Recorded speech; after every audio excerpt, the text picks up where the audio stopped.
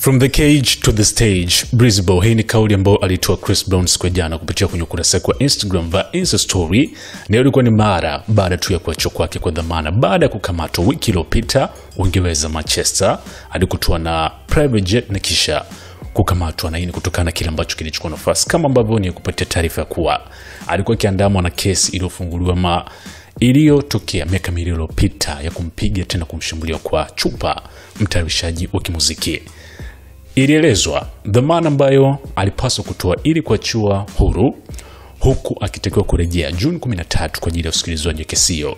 Ni kesi ya fedha bilioni 18 kwa pesa za Kitanzania. Sasa hii ilikuwa ni kauli yake kwanza kwamba kutoka kwenye kizuizi mpaka kurejea jukwani, kisha kaandika Breezable. Breezable ndio tour ambayo anafanya kwa sasa, Breezable XX, yani kwamba tour kubwa kimuziki ambayo anakutana na mashabiki kusherekea kutimiza miaka 20.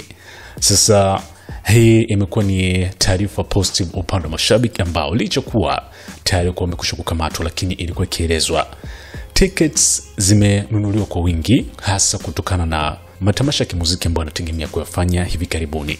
Miongoni mwa watu ambao waliguswa hasa mastaa kubwa baada ya kuelezwa kuwa Chris Brown amekamatwa na kwamba amenyimwa dhamana, so atakuwa kizuizini mpaka June 13, takriban mwezi mzima.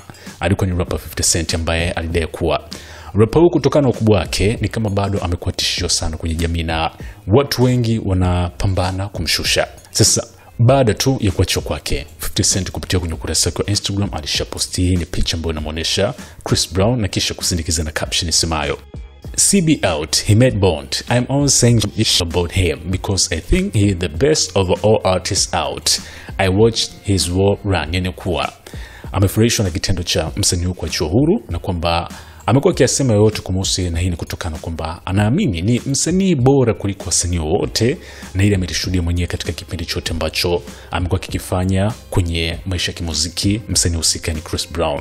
Sasa reaction pia ya mastaa mbalimbali kwenye posti imekuwa ni kubwa sana, na kama nilivyokueleza June 13 ambayo usikilizaji wa kesi utafanyika huko London, ndio tarehe ambayo pia anapaswa kuendelea na tour yake ya kimuziki huko Frankfurt, Ujerumani. Hii hapa ni SNS Mini Gen Man.